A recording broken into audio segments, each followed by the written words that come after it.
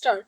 I deem it a privilege and an honor to meet you, the students and teachers of the Tribhuvan University, and to spend a few happy moments in your midst.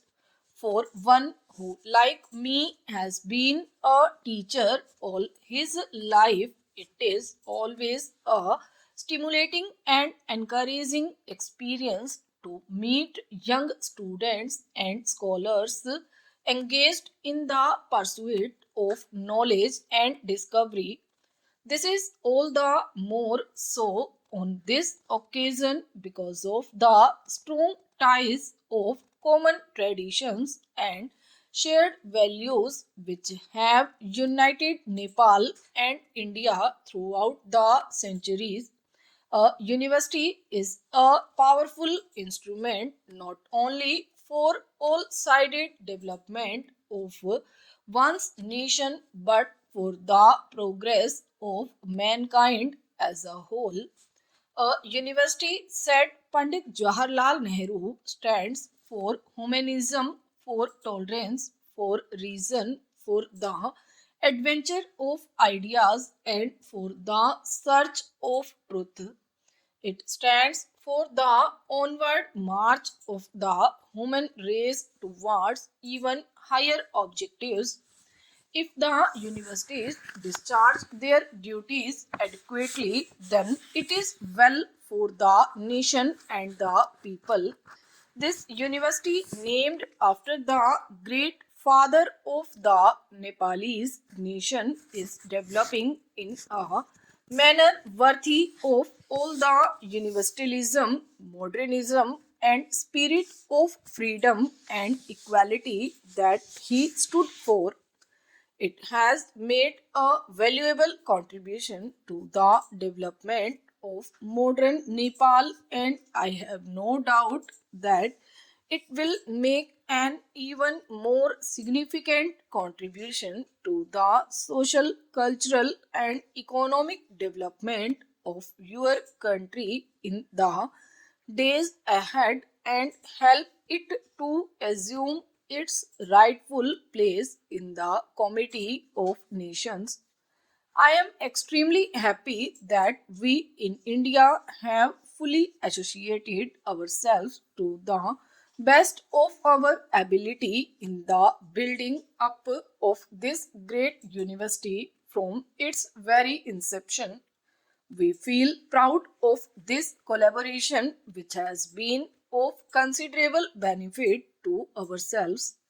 I feel particularly happy to be associated with the construction on this beautiful campus of a new building which has been named after Mahatma Gandhi, whose birth centenary year is now being celebrated in India and in several other countries of the world. Among other things, this building will provide a hall for discussion and discourses on religious and cultural subjects with special reference to the contribution made by Gandhiji in these fields. The people of India and Nepal, as well as of other countries, feel very close to Gandhiji for his principal teachings, which have an eternal value. The developing countries of Asia, including Nepal and India, are now facing tremendous challenges in the field of development. They have to modernize their traditional social systems, maintaining what is good in the old and imbibing what is good in the new, harmonizing continuity with change. They have to develop agriculture and industry very rapidly and to secure quick economic growth, which will ensure at least a minimum living standard to every citizen. They have also to strive to reduce the wide gap between their level of development and that of the industrially advanced countries.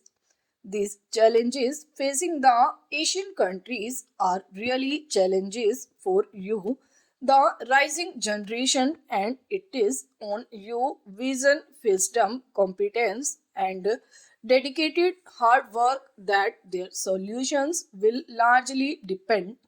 In this great national task, the major effort will have to come from the people themselves, but their efforts could be considerably strengthened in two ways. The first is assistance from developed countries who owe a duty to themselves as well as to the less privileged nations of the world to reduce the widening gap in the standards of living in the advanced and backward countries, and the second is the equally important collaboration between the developing nations themselves who have so much to give as well as to receive in the sharing of experiences and implementing cooperative projects of mutual benefit. Every nation and every generation has to fight anew its own battles for freedom from hunger and want, disease and ignorance, from foreign domination, economic and political. The people of my generation in India had to devote their energies mainly to win the battle for political freedom. But now the people of your generation, both in Nepal and in India, have to fight other and more difficult battles. The battles for freedom from ignorance, from hunger, from degrading poverty, and from all such other things that impede the full development of the human personality.